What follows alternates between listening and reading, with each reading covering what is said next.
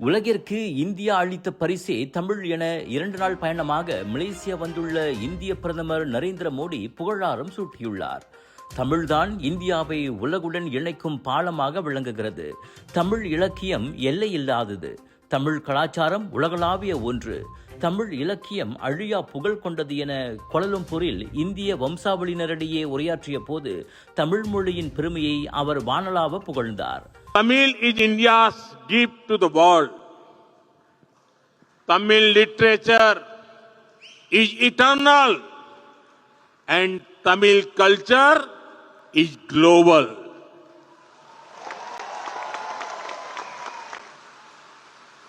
In the same way, Tamil people have also served humanity with their talents. அந்த நிகழ்ச்சியில் பிரதமர் doctor Sri Anwar Ibrahim, மனிதவள அமைச்சர் doctor Sri Ramanan Ramakrishnan உள்ளிட்டோரும் கலந்து கொண்டனர். ஏற்கனவே மலாயா பல்கலைக்கழகத்தில் தெய்வ புலவர் திருவள்ளுவர் இருக்கை அமைக்கப்பட்டுள்ள நிலையில் விரைவில் மலேசியாவில் திருவள்ளுவர் கலாச்சார மையத்தை அமைக்கப் போகிறோம் என 10,000க்கும் மேற்பட்ட கூட்டத்தினரின் பெரும் கைத்தட்டலுக்கு மத்தியில் மோடி அறிவித்தார். இவ்வேளையில் இந்தியாவில் மேற்கல்வி பயில விரும்பும் மலேசிய மாணவர்களுக்கு புதிய கல்வி உபகாரச் சம்பள வாய்ப்புகளையும் மோடி அறிவித்தார். திருவள்ளுவர் உபகாரச் சம்பளம் எனும் பெயரில் அது வழங்கப்படும் என்றார் அவர்.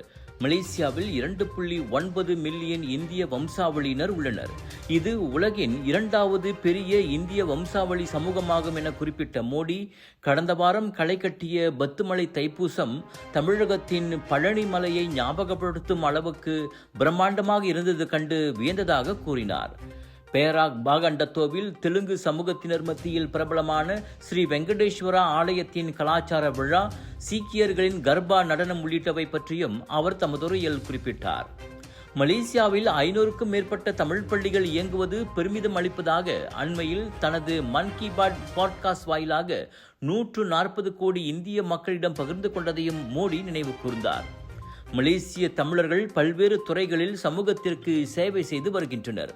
அதேபோல் இந்தியாவிலும் துணை அதிபர் ராதாகிருஷ்ணன், வெளியுறவு அமைச்சர் ஜெய்சங்கர், நிதி அமைச்சர் நிர்மலா சீதாராமன் போன்ற தமிழர்கள் மிக முக்கிய பொறுப்புகளில் உள்ளதை மோடி குறிப்பிட்டார். இந்தியா மலேசியா இடையே ஆழமான கலாச்சார நட்பும் உறவும் புதிய உச்சத்தை எட்டியுள்ளதாகவும் அதனை மேலும் வலுப்படுத்த நடவடிக்கைகள் எடுக்கப்படும் என்றும் மோடி தெரிவித்தார். 2015ஆம் ஆண்டுக்கு பிறகு பிரதமர் மோடி மலேசியாவுக்கு மேற்கொள்ளும் 3வது பயணம் இதுவாகும். உங்கள் சிறந்த ஆரோக்கியத்திற்கு அளவான எண்ணெயுடன் சிறந்த முறையில் தயாரிக்கப்பட்ட சைவம் அசைவத்திற்கும் பொருந்தும் சூப்பர் ஊறுகாய், பச்சை கொடி சிவப்பு மீன் சின்னம் கொண்ட ஸ்ரீ மீனாட்சி ஊறுகாய். எல்லா நோய்களுக்கு முக்கிய காரணம் ரத்த ஓட்டம் சரியா இல்லாததுங்க. குறிப்பா தலைவலி, உடம்பு வலி, மறுத்து போறது, வசதியா இருக்கிறது, மூச்சு திணறல் மற்றும் பல.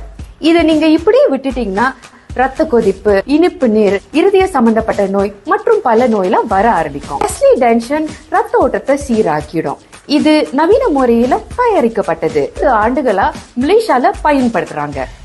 டெஸ்லி, உங்கள் ஆரோக்கியத்தின் நண்பன்.